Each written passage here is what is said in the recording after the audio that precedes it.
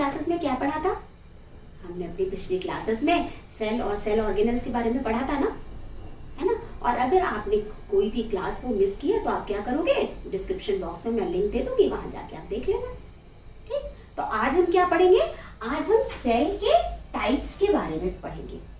ठीक, तो सेल के 2 टाइप्स होते हैं। कौन कौन से? एक प्रोकैरियोटिक सेल और दूसरी यूकैरियोटिक सेल। ठीक है, तो प्रोकैरियोटिक सेल और यूकैरियोटिक सेल्स, ये 2 टाइप्स है सेल के। तो अभी आपको लग रहा होगा कि अरे ये तो बहुत ही टफ वर्ड है, क्या है ये? तो इसको हम बहुत सिंपल तरीके से समझेंगे। ठीक, तो प्रोकैरियोटिक को हमने पहले क्या किया, उसके नाम को हमने 2 पार्ट्स में डिवाइड कर दिया। फर्स्ट प्रो एंड देन कैरियोट, मतलब प्रो प्लस कैरियोट। तो प्रो का क्या मतलब है? प्रिमिटिव, यानी कि बिफोर, और कैरियोट मतलब न्यूक्लियस, मतलब वो ऑर्गेनिज्म जिसमें न्यूक्लियस नहीं होता है, उन्हें हम क्या कहते हैं? उन्हें हम प्रोकैरियोट कहते हैं। इसी तरीके से हम जब यूकैरियोटिक सेल के बारे में या यूकैरियोट्स के बारे में जानेंगे तो क्या समझेंगे कि यूकैरियोट्स को फिर हमने 2 पार्ट में डिवाइड कर दिया। नाम को उसके क्या हुआ, ये यू प्लस कैरियोट। तो यू का क्या मतलब है? यू का मतलब है ट्रू और कैरियोट का मतलब है न्यूक्लियस। मतलब वो ऑर्गेनिज्म जिसमें ट्रू और वेल डिफाइंड न्यूक्लियस होगा, उन्हें हम क्या कहेंगे? यूकैरियोटिक सेल्स कहेंगे, और उन ऑर्गेनिज्म को क्या कहेंगे? यूकैरियोट्स। ठीक है, तो ये तो हो गया हमारा पहला डिफरेंस। तो आज हम इस क्लास में प्रोकैरियोटिक सेल्स और यूकैरियोटिक सेल्स के डिफरेंस को समझेंगे। ठीक, तो फर्स्ट डिफरेंस क्या हो गया कि प्रोकैरियोटिक सेल्स में, मान लो ये प्रोकैरियोटिक सेल है, ठीक, तो इसके अंदर जो न्यूक्लियर मटेरियल होगा वो ऐसे ही ऐसा इसके साइटोप्लाज्म में होगा, मतलब इसमें कोई न्यूक्लियर मेम्ब्रेन नहीं है। जबकि यूकैरियोटिक सेल जो होगी उसके अंदर क्या होगा? एक वेल डिफाइंड न्यूक्लियस होगा, और इसके अंदर क्या होगी? Nuclear membrane. ठीक, इसके अंदर क्या है? वेल डिफाइंड न्यूक्लियस है और न्यूक्लियर मेम्ब्रेन है, और इसके अंदर न्यूक्लियर मटेरियल है। तो ये क्या हो गई? ये हो गई हमारी eukaryotic cell. Eukaryotic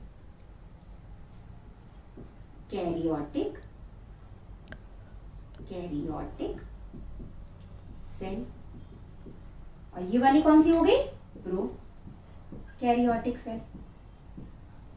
karyotic cell. ठीक, तो सबसे पहला डिफरेंस इसमें क्या हुआ कि इसमें न्यूक्लियर मेम्ब्रेन नहीं थी और इसमें न्यूक्लियर मेम्ब्रेन थी, जिसे हम एनवेलप भी कहते हैं। न्यूक्लियर का एनवेलप जो कि न्यूक्लियस को चारों तरफ से घेरे रहता है। ठीक, अब सेकंड डिफरेंस क्या है? सेकंड डिफरेंस ये है कि जो जिन में प्रोकैरियोटिक सेल्स होती है, मतलब जो प्रोकैरियोट्स होते हैं, वो इतने छोटे होते हैं कि इन्हें हम किससे देखेंगे? इन्हें हम माइक्रोस्कोप से देखते हैं, क्योंकि बहुत ही छोटे होते हैं। इसके जो अलावा अगर हम यूकैरियोटिक सेल को देखेंगे, जिन ऑर्गेनिज्म में यूकैरियोटिक सेल्स होते हैं वो बड़े होते हैं। तो दूसरा डिफरेंस क्या हो गया? ये वाले ऑर्गेनिज्म बहुत छोटे होते हैं और ये बड़े होते हैं, इन्हें हम सिर्फ माइक्रोस्कोप से देख सकते हैं। ये सेकंड डिफरेंस हुआ। थर्ड डिफरेंस क्या है? जैसे मैंने अपनी पहली क्लास में बताया था कि सेल के अंदर बहुत सारे ऑर्गेनल्स होते हैं ना। तो इसमें क्या होता है कि यूकैरियोट्स में या यूकैरियोटिक सेल में बहुत सारे मेम्ब्रेन बाउंड ऑर्गेनल्स होते हैं। मेम्ब्रेन बाउंड न्यूक्लियस भी होता है और मेम्ब्रेन ऑर्गेनल भी होते हैं, है ना। लेकिन में क्या होता है? प्रोकैरियोट में न मेम्ब्रेन बाउंड न्यूक्लियस होता है और न मेम्ब्रेन बाउंड ऑर्गेनल्स होते हैं। तो इनमें दोनों ही चीज नहीं होती और इनमें दोनों चीज होती है। क्लियर? और अब और क्या डिफरेंस होता है इसमें? जो प्रोकैरियोट्स होते हैं वो क्या होते हैं? वो सिर्फ सिंगल सेल होते हैं, ठीक। जबकि यूकैरियोट्स कहते हैं वो सिंगल भी होते हैं और मल्टीसेलुलर भी होते हैं, ठीक। तो प्रोकैरियोट्स क्या हो गए? वो खाली सिंगल सेल ऑर्गेनिज्म होंगे, जबकि यूकैरियोट्स क्या हो गए? वो सिंगल सेल भी होंगे और मल्टीसेलुलर ऑर्गेनिज्म भी होंगे। क्लियर? अब हमको क्या करना है? अब हमको इसके एग्जाम्पल समझने। तो प्रोकैरियोट के एग्जाम्पल क्या होंगे? प्रोकैरियोट के एग्जाम्पल होंगे ब्लू, ग्रीन, एल्गी, और क्या हुआ, एक तो हो गया ब्लू ग्रीन एल्गी और दूसरा क्या हो गया, फर्स्ट हो गया ब्लू ग्रीन एल्गी और सेकेंड हो गया बैक्टीरिया। ठीक, तो ये किसके एग्जाम्पल हो गए, ये एग्जाम्पल हो गए प्रोकैरियोट्स के, प्रोकैरियोट्स के। ठीक, और इसके अलावा जितने भी और ऑर्गेनिज्म हैं, मतलब ब्लू ग्रीन एल्गी और बैक्टीरिया के अलावा जितने भी ऑर्गेनिज्म हैं वो क्या कहलाते हैं, वो यूकैरियोट्स कहलाते हैं।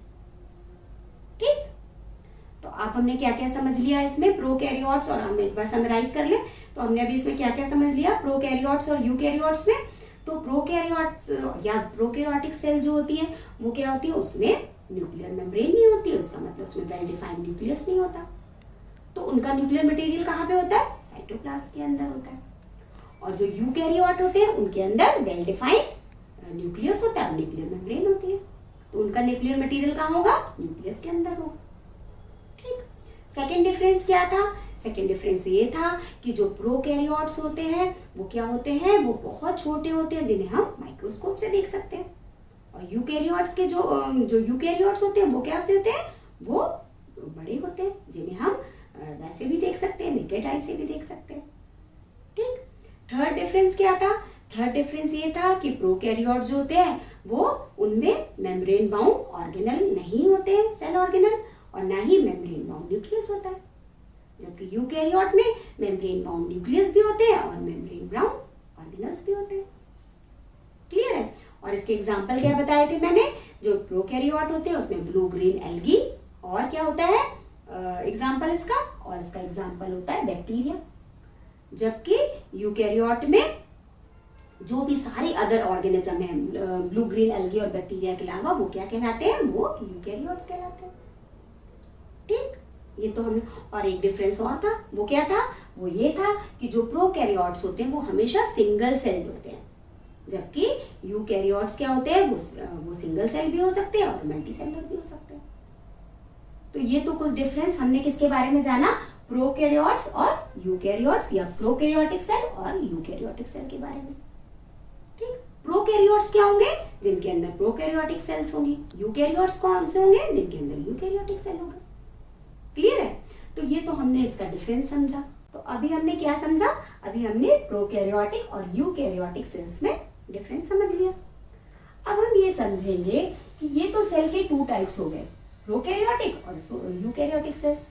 अब यूकैरियोटिक सेल्स के भी टू टाइप्स होते हैं, एक हो गया प्लांट सेल और दूसरा क्या हो गया, एनिमल सेल। क्लियर। तो बहुत बार ऐसा होता है कि अरे टू टाइप्स के सेल हैं तो वो प्लांट सेल और एनिमल सेल हो गए, जबकि ऐसा नहीं है। सेल पहले किस में डिवाइड होता है, सेल को कैसे टू टाइप्स में हम डिवाइड करेंगे, पहले हम प्रोकैरियोट और यूकैरियोटिक सेल के बारे में बताएंगे। इसके बाद यूकैरियोटिक सेल के दो पार्ट्स होते हैं, पहला प्लांट सेल और दूसरा एनिमल सेल। तो आज हम किसके, क्योंकि मैंने सारे ऑर्गेनल्स के बारे में आपको बता दिया था पहले, इसलिए आज हम क्या जानेंगे आज की क्लास में, आज की क्लास में हम प्लांट सेल और एनिमल सेल में क्या डिफरेंस होता है इसको हम समझेंगे। ठीक है। तो सबसे पहले हम जानेंगे प्लांट सेल के बारे में। तो जैसे मैंने आपको बताया था कि प्लांट सेल के चारों तरफ क्या होती है, सबसे बाहर की तरफ क्या होती है, याद है कुछ आपको? चलो मैं बताती हूँ। सबसे बाहर क्या होती है, सेल वॉल। ठीक, तो अगर हम यहाँ पर ऐसे देख लें, यहाँ पे मैं लिख देती हूँ प्लांट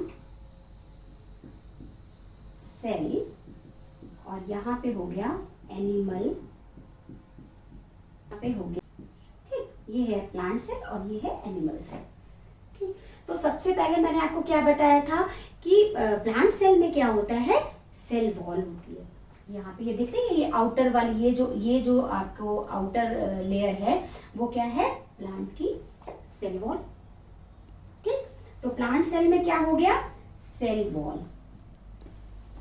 प्लांट सेल में क्या हुआ, सेल वॉल। ठीक, तो ये तो प्लांट सेल में सेल वॉल होती है, लेकिन एनिमल सेल में नहीं होती है ना। मैंने पहले भी बताया था कि प्लांट सेल में सेल वॉल होती है और एनिमल सेल में सेल वॉल नहीं होती है। जबकि सेल मेम्ब्रेन जो होती है वो प्लांट सेल में भी होती है और एनिमल सेल में भी होती है। मतलब प्लांट सेल में एक एक्स्ट्रा लेयर होती है जिसे हम कहते हैं सेल वॉल। और ये क्यों होती है? ये इसलिए होती है कि आप सपोज आप सोचो कि अगर आप बाहर गए हो, ठीक है, घर से बाहर गए हो और एकदम से बारिश होने लगी, ठीक, या मौसम बहुत खराब हो गया, तो आप क्या करोगे? आप ऐसी जगह पे चले जाओगे जहां पे आपको बारिश से या रेन से आपको आराम मिले, मतलब आप भीगो ना, या मौसम खराब है तो आप कहाँ जाओगे? कोई शेल्टर देखोगे, कहीं पे जाके अपने को बचाओगे। लेकिन प्लांट तो ऐसा नहीं कर सकता। क्यों? क्योंकि वो मूव नहीं कर सकता। तो इसलिए उसकी सेल को एक्स्ट्रा प्रोटेक्शन देने के लिए क्या होता है? सेल के चारों तरफ एक एक्स्ट्रा सेल वॉल होती है। ठीक, तो क्या हो गया? जो सेल मेम्ब्रेन है वो प्लांट सेल में भी होगी और एनिमल सेल में भी होगी, लेकिन जो सेल वॉल है वो खाली प्लांट सेल में होगी।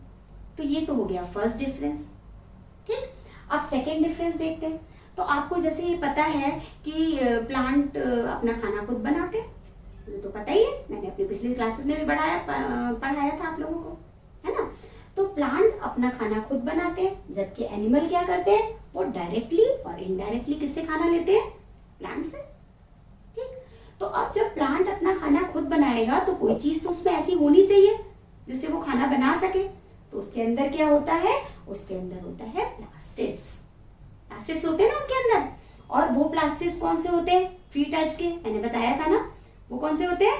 ल्यूकोप्लास्ट, क्रोमोप्लास्ट और क्लोरोप्लास्ट। तो क्लोरोप्लास्ट जो हो गया वो प्लांट सेल के अंदर है और उसी से खाना बनता है, प्लांट खाना बनाता है। तो प्लांट सेल में क्या है? प्लांट सेल में प्लास्टिड्स होते हैं और एनिमल सेल में प्लास्टिड्स नहीं होते। क्लियर? तो जैसे ये दिख रहा है ना ग्रीन ग्रीन, ये क्या है? ये प्लास्टिड्स है, क्योंकि ये क्लोरोप्लास्ट है इसलिए ग्रीन कलर का है।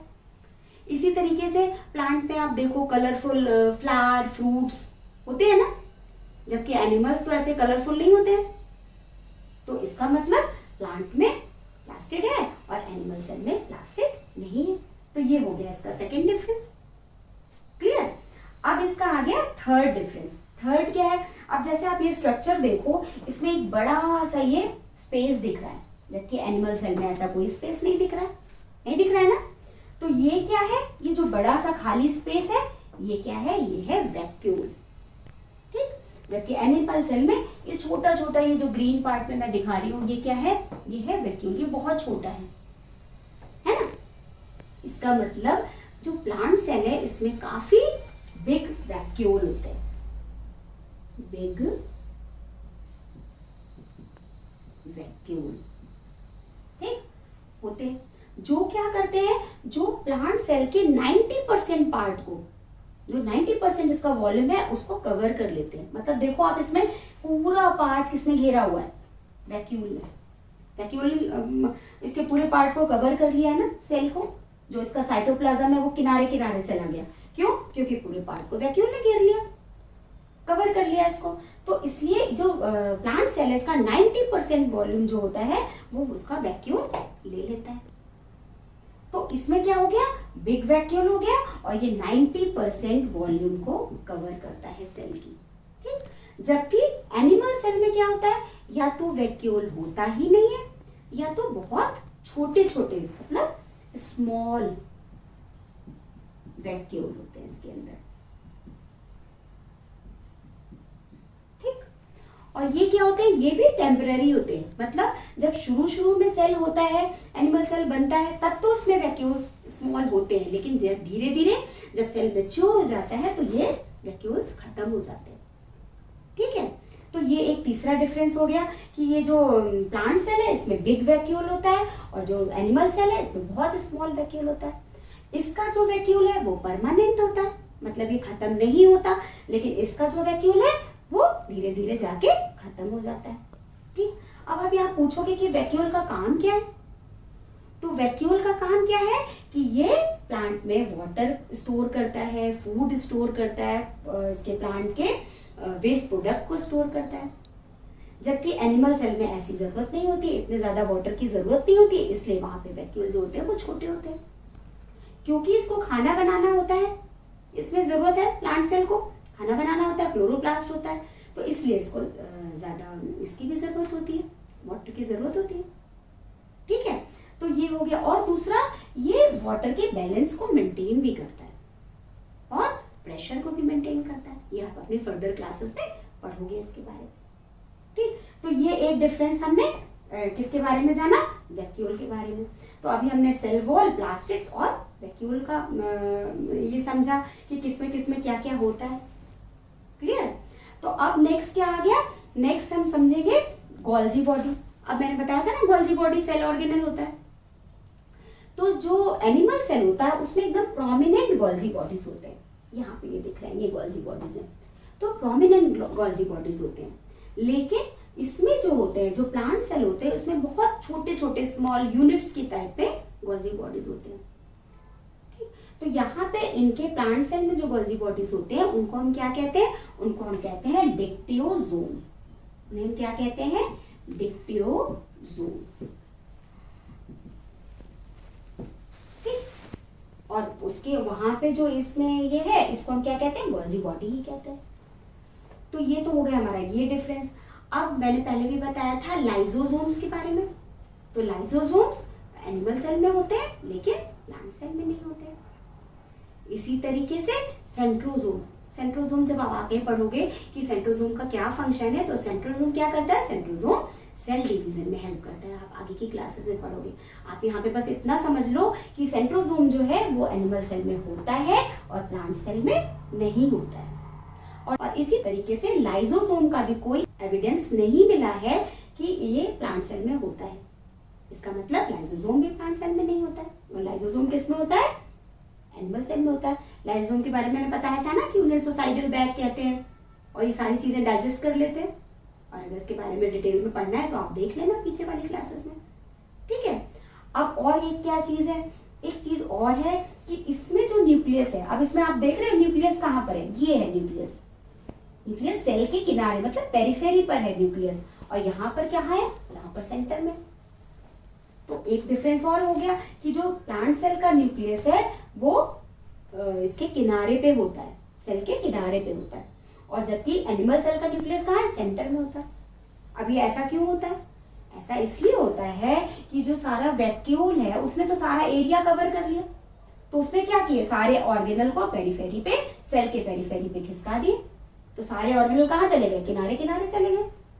जबकि एनिमल सेल में क्या था, ऐसे बड़े वैक्यूल नहीं थे, तो सारे जो इनके सेल ऑर्गेनल्स हैं वो अपने पूरे साइटोप्लाज्म में फैले हुए हैं, और जो इसका न्यूक्लियस है वो सेंटर में। ठीक, तो इसलिए क्या हुआ कि इसका वैक्यूल बड़ा होने की वजह से ये जो न्यूक्लियस है वो किनारे पे आ गया, साइड में आ गया, और जो इसमें वैक्यूल छोटे थे तो ये बीच में रहा। तो एक डिफरेंस ये भी हो गया। ठीक, तो अभी हमने क्या क्या डिफरेंसेस समझ लिए प्लांट सेल और एनिमल सेल के बारे में। सबसे पहले हमने समझा कि प्लांट सेल में सेल वॉल होती है लेकिन एनिमल सेल में नहीं होती है। दूसरा, प्लास्टिड्स प्लांट सेल में होते हैं क्योंकि उन्हें खाना बनाना होता है, इसलिए उसमें प्लास्टिड्स होते हैं, जो यानी कि क्लोरोप्लास्ट, और लेकिन एनिमल सेल में वो नहीं होता है क्योंकि उसे खाना नहीं बनाना होता है। तीसरा, प्लांट सेल में बिग वैक्यूल्स होते हैं, ठीक, जिसमें वो प्लांट सेल अपना फूड स्टोर करता है, वेस्ट प्रोडक्ट स्टोर करता है, वाटर स्टोर करता है, बहुत सारी चीजें, और ये मेंटेन करता है प्रेशर को और किसको, वाटर बैलेंस को, वाटर का बैलेंस करता है उसके अंदर। ठीक, फोर्थ क्या देखा हमने कि जो गोल्जी बॉडी है वो जो एनिमल सेल में होती है, होती तो प्लांट सेल में भी है लेकिन वो स्मॉल यूनिट्स में होती है, इसलिए इसको हम कहते हैं डिक्टियोसोम्स। उसके बाद हमने क्या देखा कि जो एनिमल सेल का न्यूक्लियस होता है वो सेंटर में होता है, जबकि प्लांट सेल का न्यूक्लियस कहाँ होता है, साइड में होता है। क्यों, क्योंकि इसमें वैक्यूल इतनी बड़ी होती है कि वो साइड हो जाता है। ठीक है, इसी तरीके से इसमें और क्या चीज, इसमें जो सारे ऑर्गेनल्स हैं वो साइड हो जाएंगे क्योंकि ये वैक्यूल जो है वो इतना बड़ा होता है। ठीक, एक चीज और मैं यहाँ बताना चाहती हूँ, जो प्लांट सेल का साइज होता है, अब मैं यहाँ पे इसको मैं डिलीट कर दूँ। और इसमें और क्या डिफरेंस होता है, जो प्लांट सेल होता है वो बिग होता है, ठीक, और एनिमल सेल क्या होता है, वो स्मॉल होता है। मतलब प्लांट सेल बड़ा होता है और एनिमल सेल छोटा होता है। और क्योंकि प्लांट सेल के चारों तरफ सेल वॉल थी तो वो इसको क्या देती है, एक रेक्टेंगुलर शेप दे देती है, ठीक। तो ये इसका शेप रेक्टेंगुलर होता है, मतलब फिक्स टाइप का शेप होता है। जबकि एनिमल सेल में सेल वॉल नहीं होती, खाली सेल मेम्ब्रेन होते, तो जनरली ये कैसा होता है, ओवल या राउंड शेप का या इरेगुलर टाइप का होता है। तो ये तो हो गया इसके शेप के बारे में, मतलब ये बड़ी होती है और ये छोटी होती है एनिमल सेल। इसमें रेक्टेंगुलर टाइप का शेप होता है और इसमें कैसा होता है, इसमें इरेगुलर होता है या ओवल होता है, ठीक है। तो ये हो गए कुछ डिफरेंस प्लांट सेल और एनिमल सेल में। तो अब मुझे लगता है कि आपको बहुत अच्छे से प्लांट सेल और एनिमल सेल के डिफरेंस के बारे में पता चल गया होगा। और अगर अभी आपको फिर भी कोई प्रॉब्लम है, कुछ भी नहीं समझ में आ रहा है, तो आप कमेंट बॉक्स में जाके मुझसे क्वेश्चन कर सकते हैं। और अगर आपने मेरा वीडियो पहली बार देखा है तो आप क्या करोगे, आप सब्सक्राइब का बटन दबा दोगे और बेल बटन दबा देना, जिससे आपको मेरे सारे नोटिफिकेशन सबसे पहले मिल जाएंगे। मतलब आप मेरे वीडियो सबसे पहले देख सकते हो, ठीक। तो मिलते हैं नेक्स्ट क्लास में, तब तक के लिए बाय।